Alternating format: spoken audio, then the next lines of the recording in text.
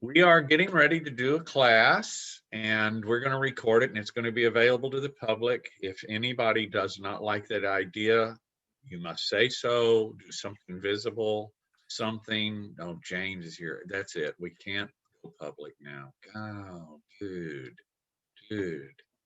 All right. Well, we can. If anybody, is everybody okay with that? If anybody's not okay, you need to say something right away or do something. Okay. I'm going to assume you're all okay. And we are rolling, baby. Today is the second day of working with and starting to explore. Man, I'll tell you, I've been talking about last week's class all week long in 2 or 3 different places. It's amazing that touching on that thing last week we went into it on how do we use technology and social media and those kind of things to get the message out. And the very first thing we hit on was what message, and why, how to frame it and how important. And we touched the top down and bottom up. I've had other discussions with different people, Larissa and Tim both, on different things since then, some with Robin.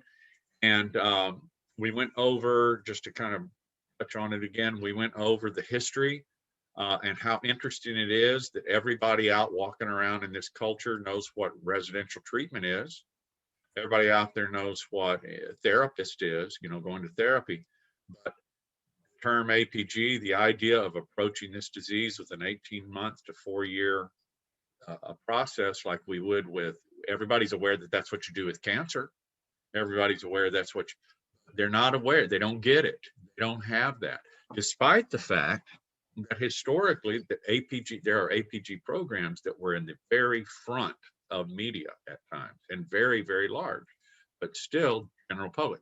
One of the things we boiled down was the messages that were going out at the times when PDAP was big or Lifeway was big and different organizations were making great strides that were APG organizations. They didn't go forward as APGs. They were being billed as PDAP.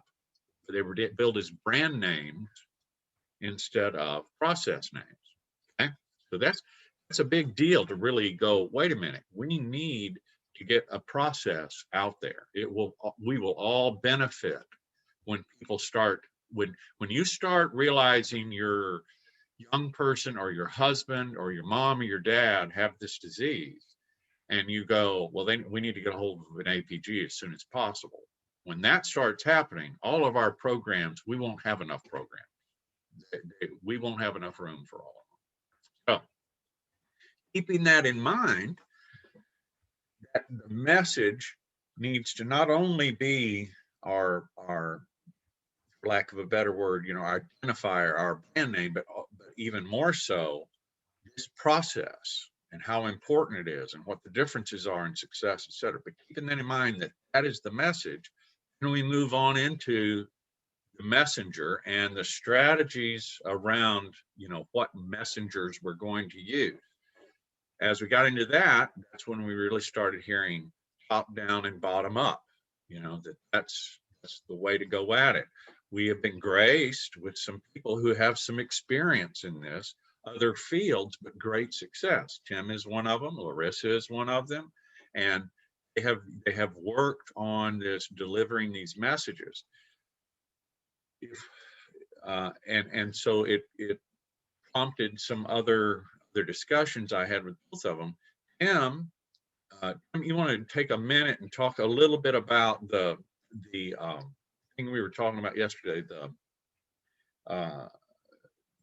if we could get ourselves plugged in, if I'm going to say this, but you correct it as you talk, please. If we could get ourselves plugged in to either we need to create or get plugged into the databases and the referral points that are out there. And we're, again, remember, we're talking about top down and bottom up.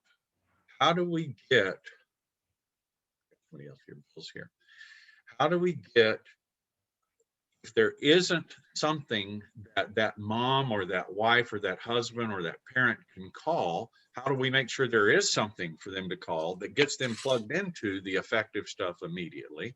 And what is out there, how do we get plugged in? Did I say that right?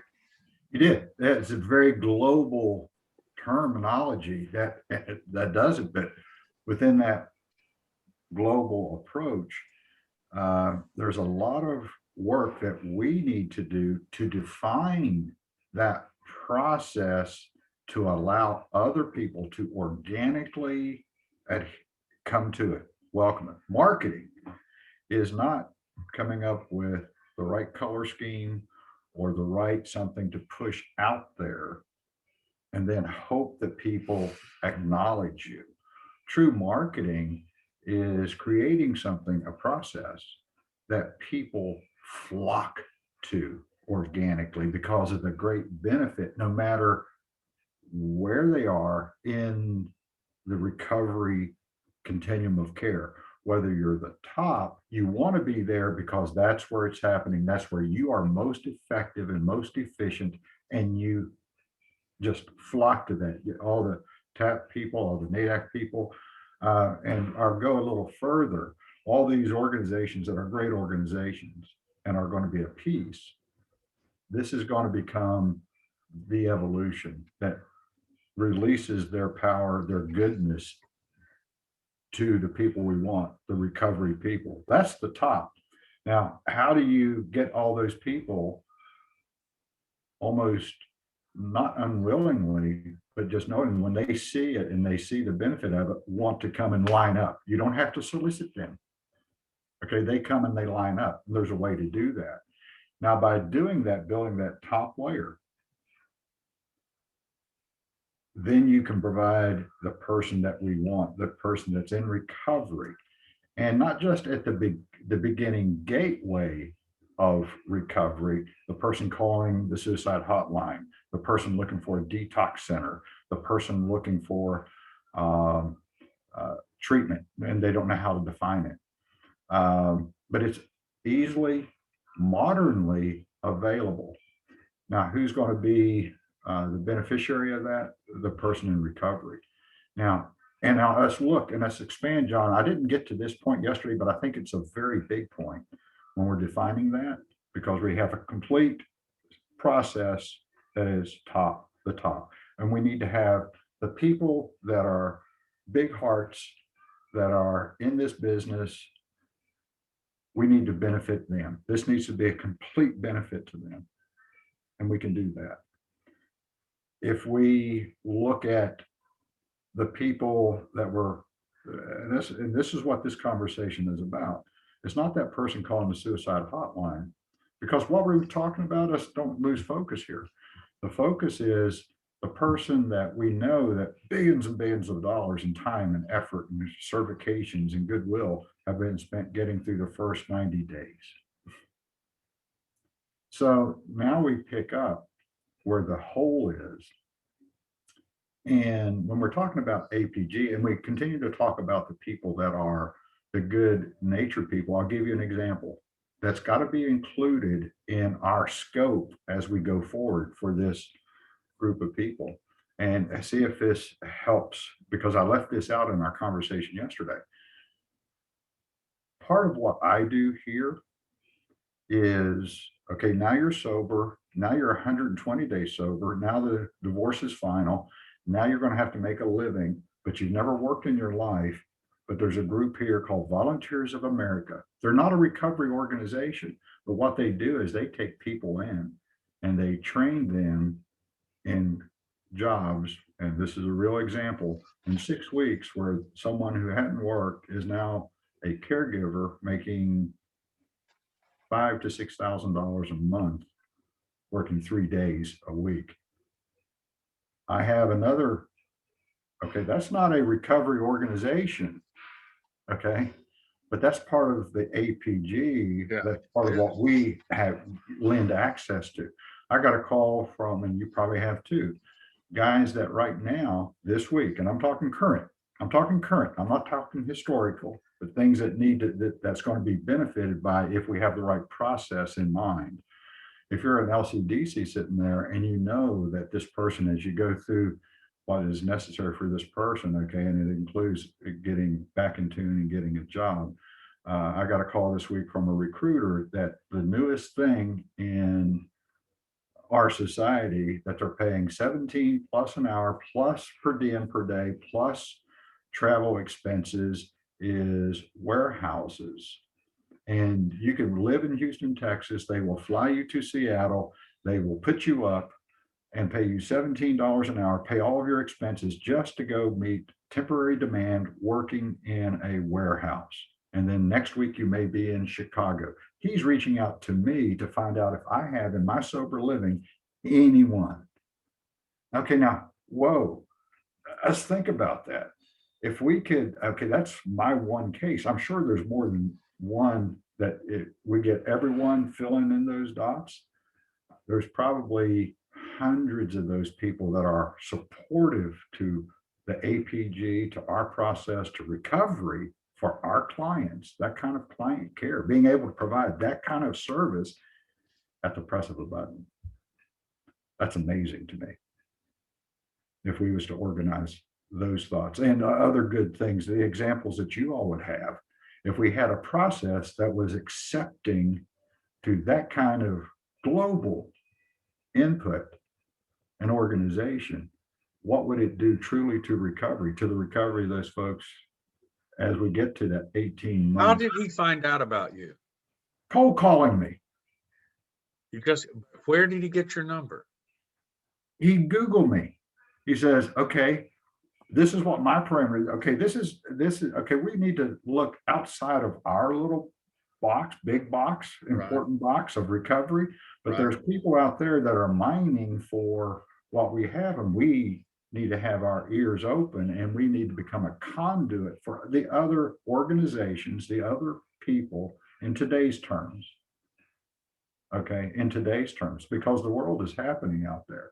So if we just listen and give them the opportunity to plug in to a resource, guess what? If I tell him and his buddies, okay, that's going to go out. If we have a platform where, okay, now you can reach, okay, these are people that are now 1 year sober. These are people that are now 6 months sober. This is what and they're sitting there. We make it easy enough to go click, click, click, click, click. Please apply here. I have needs. And so I get those kind of calls. Okay, that's the benefit and the curse, but the benefit of being such a small shop, I take all calls. Okay, and that was a creative local representative for a national employer that says, hey, I'm trying to make my mark and this might fit. You know, I'll take, and so who can I call that no one else is looking at? And he called me, a sober house. Marissa, you've been shaking your head. What, you have some things you want to add, or things are? First and foremost, I just want Tim to know that like he might be my hero today. I think that you and I were maybe separated at birth. I'm not 100% certain. I love everything you've shared. I think that the point that you've made that really stands out to me is about the attraction marketing versus sort of standard old school marketing like what we saw on Mad Men. And besides, everybody was like smoking and drinking, and that's no good. Oh, yeah. So yes, and it's funny, you talked about the fact that they Googled you, and that was something that I was thinking from earlier in a different light in terms of Google, is that there are people who have really made it their mission to understand the Google algorithm, and understanding that Google algorithm is going to be our friend, so that when certain things are searched, this is what comes up first, right? So I would love to know what that gentleman typed into the Google search bot. I've also been thinking and jotting down in my notes hashtags that I think would be good to accompany anything and everything, because we live in a hashtag world, especially on Twitter and IG. So yeah, I'm just shaking my head because everything Tim is saying, I'm like, yes, that resonates. All right. Now, if I could keep this moving a little bit in a direction that we can come up with some things, what questions are popping up in any of your head so far?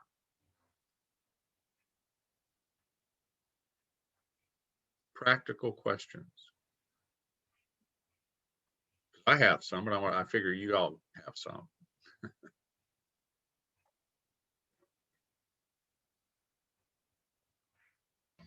All right, I'll start. Go. All right. My questions are, where do we start? What is the short-term, mid-term, and long-term goal? And what are the plans to get there? What outside folks need to be brought in, if at all? How to go about forging the alignments that Tim was sort of speaking to. How to make sure that when someone Googles something, APGs come up and these wonderful organizations come up. And really sort of what this marketing campaign, which I still hold should be an awareness campaign. And I love, again, what Tim said about attraction marketing, how to just get it off the ground, because we can, I think, spend a great deal of time trying to perfect it. And one of the things as a recovering perfectionist that I have learned is that sometimes we have to sort of dive in and build the plane while it's in the sky, or if you leave it to someone like me, it'll never happen because it's not perfect yet. It's like folks who say, I'm waiting to have children until X, Y, and Z. You're never going to have kids. Like at some point, you just got to get knocked up and go with it. You know, Larissa, I can't figure out on this computer how to respond to your chats and things. This is my the common computer work area at the sober house, and I don't have the normal controls that I do. I have some restrictions here, but yes, we need to talk. And again, I'm not going to try to, as I spoke with John yesterday, John, with your permission, I would like to frame up some of the projects with you that would have something for you to consider. How I know what we were able to do with some national, global type effects that changed really the business that I was in, okay, completely. And I would show you the models that we used, the ones that we put millions of dollars into and had billions of dollars of returns for. Okay. And so they're very well tested for that industry. To find examples in that, I'm very well versed in the keys and effects and how to get national unsolicited approval, and people copying you, that other competitors trying to copy what you did, but not having the look behind the curtain, if you will, as to how we achieved it. Yeah. And I would love to have with this group, the whole group, or in front of this group, the opportunity. And you and I, for one, because I'm very plain. Okay, I'm not educated. I really am not. Well, I went to school, but it was seminary school. Okay, and had a career in business where they trained me to be the marketing animal that I was. Okay, they handpicked because I passed some tests and early management training, and then they trained me and gave me the best training that was available in the world. At the end of that, I was expected to know the answers. And if I didn't have the answers, I had no one to blame because they gave me unlimited budgets for anything that I could write down. So it was my fault. And when you're given that kind of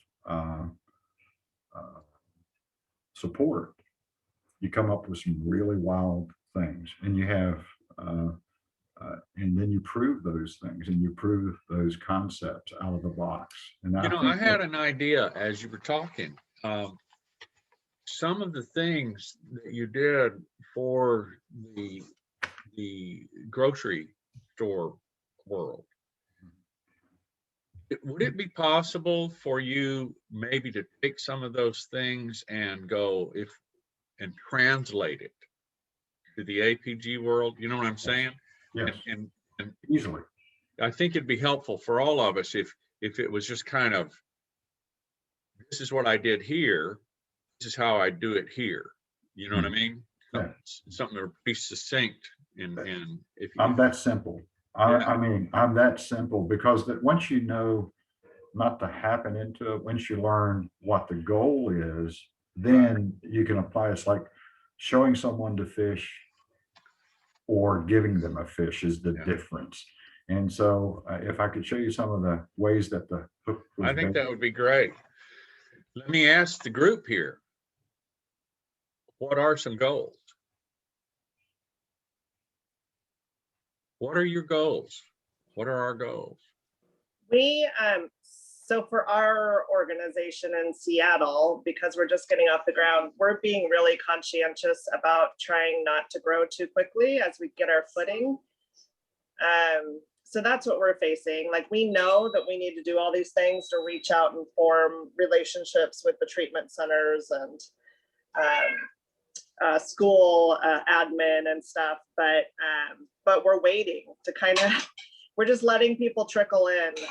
Although we have a recovery high school, so the recovery high school keeps trying to feed us a lot of kids.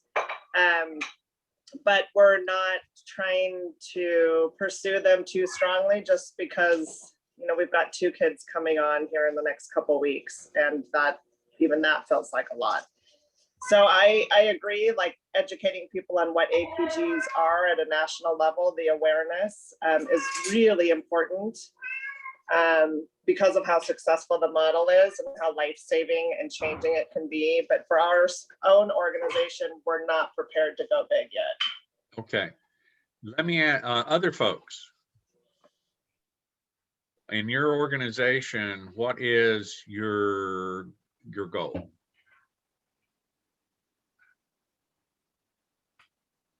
At this point, yeah, I mean, really bottom line, down at the front end. Go ahead. I'm sorry. Me? Mhm. Sorry. Well, in New Hampshire, we have 2 APGs and one of them has no referrals. It's for LGBTQ plus youth within recovery, and they haven't had, I mean, their line is in the water, but the fish aren't biting. And I don't know, and Heidi, you could jump in if you want. I don't know, or Hannah, how to make that happen for them. Okay, so you want some referrals? Yeah, they've been doing a lot of outreach great. and marketing, right?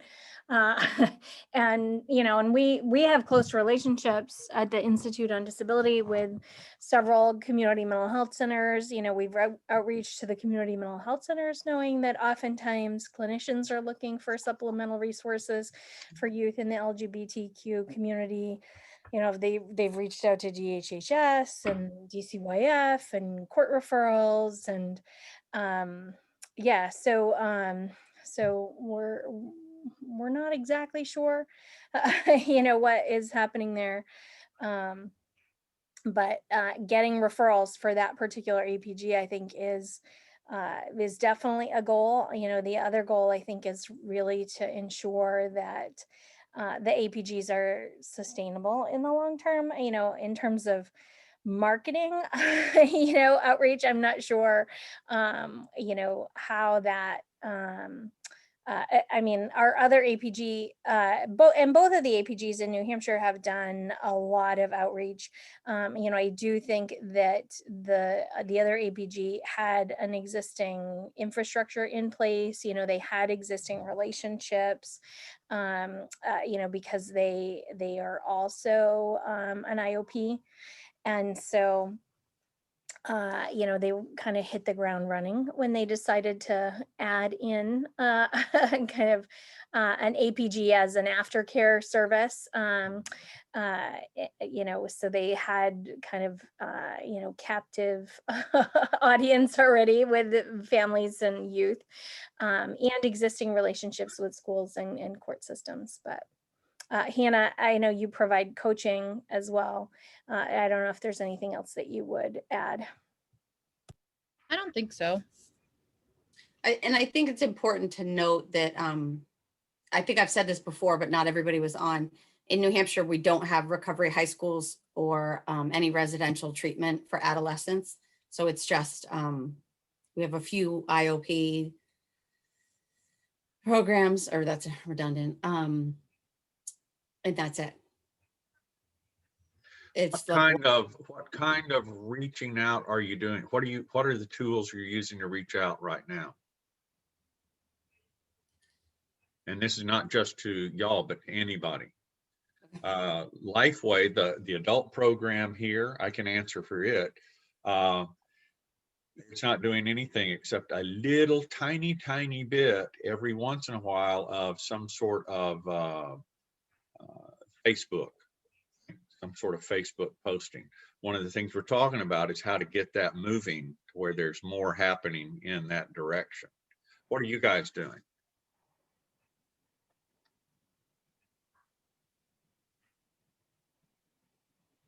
Heidi, you were talking about y'all had reached out to some of the other treatment organizations. Yeah. And was that done in person or? So not a lot is happening in person in New Hampshire. So it's been a lot of virtual presentations, and that's kind of what folks are feeling, is that, that folks are so burnt out, that their particular organization is, they're offering only virtual APGs at this meetings and events at this point. And so they're feeling like, they're so, kind of multi-factor issue, that youth are kind of screened out, and with LGBTQ youth in particular, I would actually think that a virtual group, might be easier, but some of the APG facilitators have said that in many respects it might be harder because youth aren't out to their parents, and so they won't necessarily feel like they can join a virtual APG at home, in an environment that may not be supportive.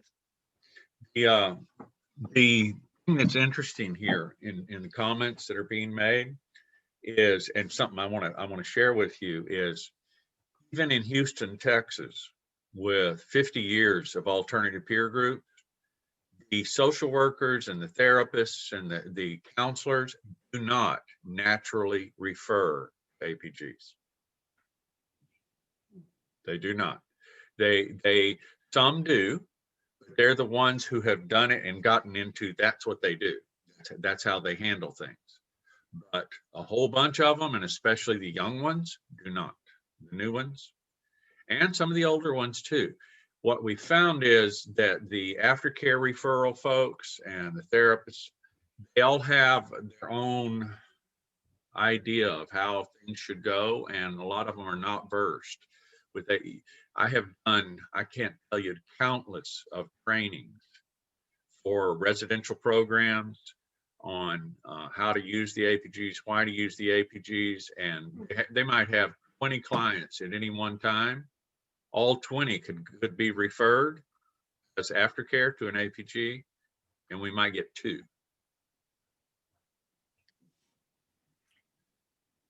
So it's a very interesting world out there. And as we're talking about this,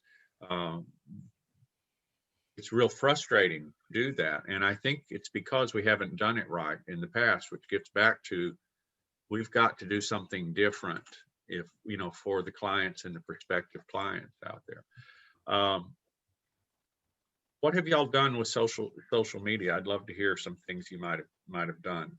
And I'm gonna have to excuse myself for just a second. I'll be able to hear you, but I gotta step over here for a minute.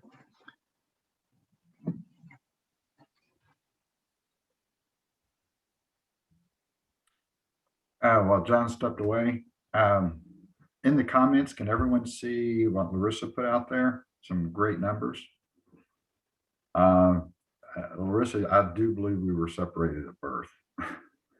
John, if John and I spoke yesterday, and she's echoing what was part of our conversation in those numbers, because where my mind comes from are these same numbers that I was talking with John about, that got my brain really cooking. And what I'm hearing here is, again, great people doing great things, but not coming back to an end. that is the desired end. My goal that got me to that white paper was that 25% success rate and whatever we come up with as an APG is not acceptable in my mind's eye. And that's the core. We have to go to the core, and then we see what our piece is. And my piece is always going to remain my piece. It has to be the reliance of the other parts that make up the APG that cover that moves that goal to that 85.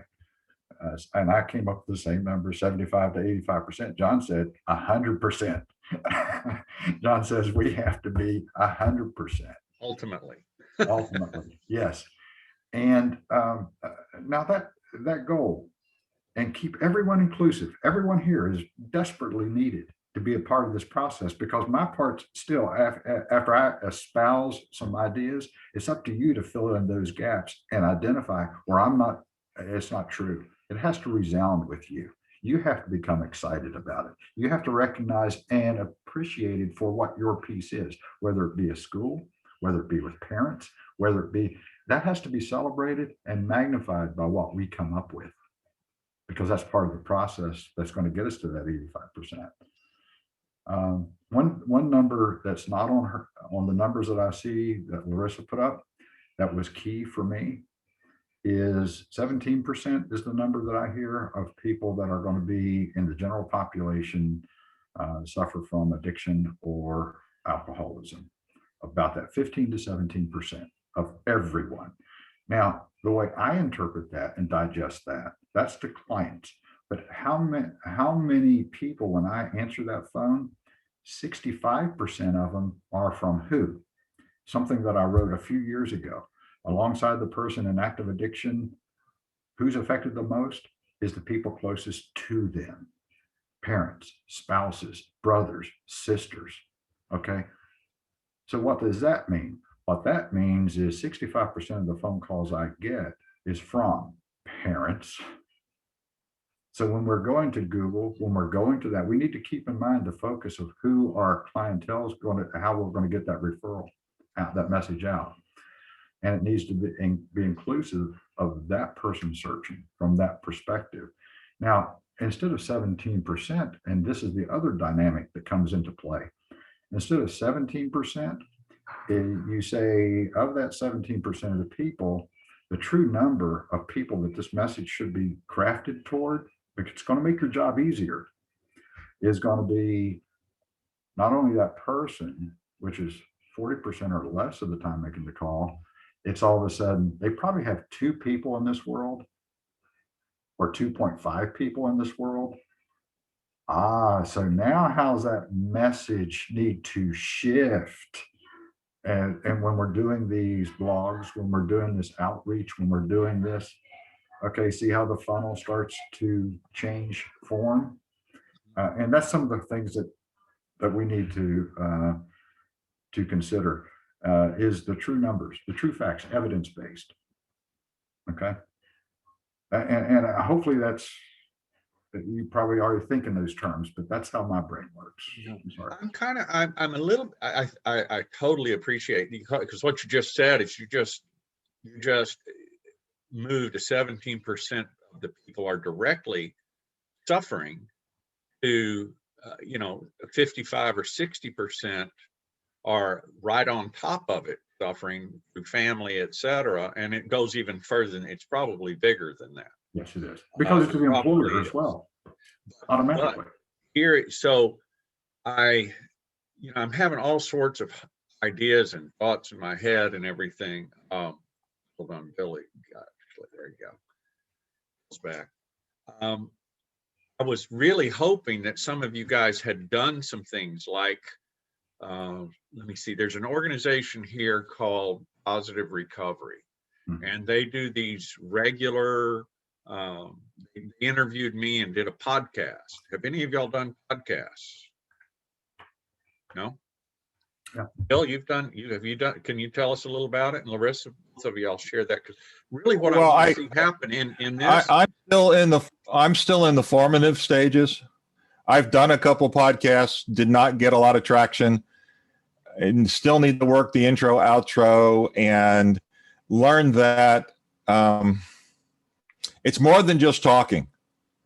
Because when you talk to when I talk to a screen, I sound a whole lot different than when I talk to a person. So I've got to convince myself I'm talking to a person. Otherwise, I go into what I call my therapist voice, this calming, paced talk, and it'll put you more to sleep than it will keep people excited. So I got to get more of a script and do it. But it's not hard to put a podcast together. The difficulty is getting the viewership, is getting, the advertising for it. But I want to go back to just real quickly, and I know I missed a piece and I apologize, but I had to go sell something.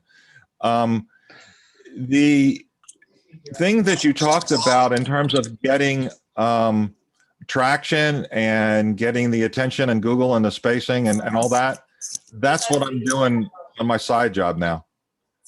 I've got somebody that can help with that. The only thing is they're not in the charity world, but they have the techniques, and I can offer some of what I know, but the person I work with knows a whole bunch more. It can be done. It's not.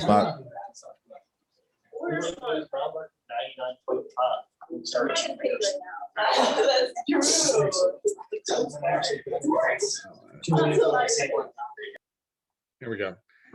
Sorry, guys. Janessa had joined, and she has some stuff happening in the background. What pops into my head, this is such a big subject. I was hoping, it's huge. You're talking about the framing of, on the top end, you're talking about, how do we get, you're talking about the medium of referrals, medium of calls, what Tim has been describing, how to get into that system going, to get folks pointed and in touch when they need it for what they need as fast as possible, and all those kind of things. This is a big issue. And so my mind is going to maybe a subcommittee or something to try and boil this down, to get it down to some specifics that can be shared with the association and the membership of the association, to help them each do their part in both at the top end, getting the APG thing out there, and from the bottom up, getting those calls coming in. It's a shame that the LGBTQIA program isn't getting used, at this point, because what that says is there are young people out there suffering, and their families are suffering, and there's a venue there to bring them more help than they're going to get in anything else, and it's not being used. So we need to solve this. This is something we need to solve. We need it for our client. What do y'all think about the subcommittee idea? John, that's exactly why I unmuted myself, because I was going to say the same thing. Just like the idea of a steering committee, let's get to work. We have the ideas. And what I like about what Larissa said is to make it an awareness campaign. Like, we're all saying the same thing, we're all sharing the same message, and make it meaningful. But we need to pinpoint that message so we know what to share. And what are our quickest ways to get to those people in those residential programs and counselors and therapists who are not referring to us? How do we get the information to them? How do we get them educated? How do we get them motivated? How do we get them, doing it? What are the quickest and easiest and best ways to do that? Well, like you said, they need to know that we're here to work with them. I've been like you. I've sat in the park. I've been at New Dimensions and places that believe in us. But it's the ones that feel like we're competing with them that need to know that we're not. That's just a relationship building, Yeah. And also, like I said last time, I think this also needs to be addressed at the school level when people are in school to become an LCDC. Why aren't they hearing about an APG outside of Houston? I don't understand. They're not something really else hearing I about it thought. here either, by the way. No, they're not. I They know. haven't. And I know I have it on my list to talk to 3 teachers that I know at some of the schools around Houston and ask them why. One of them never heard about it until I wrote my term paper, 5 years ago in her class, Yeah. in a social work class. She's like, wait, what is this APG thing? And she worked for the Phoenix House. So it doesn't make any sense. So crazy. You know, also, what about the AAPG website being a little redesigned and more attractive, and maybe something that we can share in hashtags? I don't do websites, but it might be something to consider. Yeah, James and I were just talking about so James is also in school, and I'm in a yoga teacher training, and I get an opportunity to meet like 300 different yogis. And in each breakout room, I try to quickly summarize what we do. And so that elevator pitch is super important to get really succinct about what we do and why it's different than treatment and other treatment options. I'm I also a just wrote student. down in and- our notes, curriculum. We need to, this needs to be in the counselor training, psychiatry training. We need to get ourselves into the curriculums of the students that are going through, so they learn it ahead of time. Why it's not, again, crazy. Just I've crazy. been Well- amazed to notice how many people in my cohort who are getting their masters in social work don't know what APG is. So it's so interesting to me. So I try to like spill it out there all the time and let everybody know what they are. So hopefully they can, when they move on and they have their masters and they start teaching people, they have an idea of what it is. Wasn't an earlier discussion about attraction marketing? And isn't attraction about getting the information? One is to have a place to go, like the tool to bring people together. The other is getting the information out there. Yeah. So like you said, curriculums, newsletters, posting articles, writing articles for books and magazines. Anywhere that something can get out there, you start putting that information out and creating the awareness by having, if you don't tell anybody about it, how do you expect them to learn about it? I have just shared mentioned- one of the New Hampshire APGs has done some things in schools with curriculum, et cetera. Do you want to say a little bit more about that?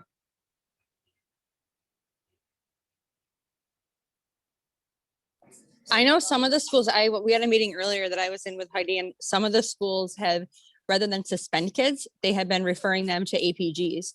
So they were just talking about how last week there was a sweep of like 12 kids that were either caught with drugs or alcohol or came to school under the influence. And rather than suspending those 12 kids, they are referring them to the APG program. And then the APGs are doing the intake process to make sure that they're suitable candidates for it.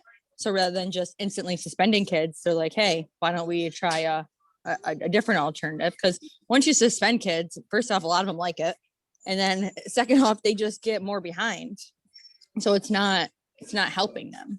And what's really I thought that was frustrating awesome. about this, let me tell you what, I'm sitting here just going insane inside. You know when or how long ago that was done, first time? 1976. I wasn't sober yet. 1976 was an official, named Mark Nixon, was the official contracted counselor in Fort Bend Independent School District from PDAP. And when people were caught, because they brought the dogs in and they had all these people being caught with dope in their things, and they gave them a choice. We're either going to suspend you or you can get over into PDAP. 1976, which is the thrust of what I'm saying here. Why is it that isn't happening everywhere? That's 45 years ago.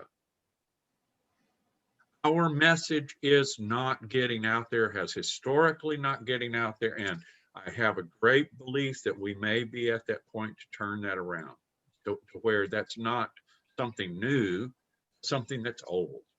And of course, that's what we do. Of course, that's what gives you the highest rates. We're talking about those kids' lives, you know. I personally used to loved getting suspended when I was in school because it wasn't considered as being absent because Oh, I yeah. had a tutor come to my house. So I would take 5 days all day. Yeah, that's kind Rather of than than being I mean, you know, you're adolescent. That makes you kind of a bad boy. It's kind of cool. You know, check me out. I would brag about that kind of stuff. Looking back now, I'm like, oh man, what was I thinking? But at the time, All right. E- Everybody has everybody's email. I don't do BCC when I send this out. So everybody, all the people here, everybody's email is on that. Obviously, this needs to continue. We didn't solve it. We just got the questions up, which I figured that was what was going to happen. How, How do y'all feel about the idea? Let me put it this way. I don't like to ever put anybody on the spot very much, Tim. But how would y'all feel about if you let me know if you would be willing to serve on a committee, a message committee, getting the message out there committee? If y'all let me know, and then I'll put together a thing and try and pull a time that will work for everybody, something outside of this, so we can get some specifics down and then share it with the larger group. That sound like a plan? Anybody want to make a change to that? That sounds stupid. It could be. I have a question for the group. I just saved the file to the chat notes because I feel like there's some gold in there. Is anyone interested in me sending that out to the email? Yeah, okay, awesome. And then Tim, I tried to discern which email was yours. It was not easy to do, so Timbuktu. look at you go. Got it. Also, by the way, if you guys, if you want to see some stuff from history, Larissa, you'd ask about some things, mags and those kind of things. Lots and lots. In fact, there was a thing posted this week. I was running through some old stuff and found an old black and white picture of this old rock and roll group called Freeway. That's saying it was part of PDAP. And last concert was 8,000 people in the Astor Hall. I came across a picture of the marquee for the Summer of Love or Summer of Magic concert there at the Astor Hall. And then I came across a black and white picture of almost all of the band on stage performing and everything. That got posted on this thing called PDAP Alumni. If you will go to that group, that Facebook group, there's lots and lots of photographs and things there. And I don't think it's a closed group. It might be, but if you let them know you're part of an APG and have interest in all of this, that'll be good enough. Lots and lots of stuff, man. You know, lots of history there. I would suggest that you start something similar and, you know, with your own alumni, where they can keep up with, and they will want to come back. There are people sharing from 45 and 50 years ago. They're all old now, and they look, here's pictures of them when they're like 18, 15, 16. It's really an interesting thing. I have to go. Please let me know if you're willing to serve on this committee. Please, please, please. And thank you so much for the input and the time you put into it. And of all of the things we've done in all of these classes, being able to reach the public to where our phones, we can't answer them fast enough. So we cannot save people fast enough or help themselves and save themselves. That would be so, so cool. And I appreciate your time. And I know this gets confusing and I get confused. Maybe it's just me. It's like, what do we do? What do we do? What do we do? Because we're also trying to do other things. But this is so bottom line. And I think it's so revolutionary too. I thank y'all, and I will be back with you during the week. Okay. I love you guys. Bye. Thank you.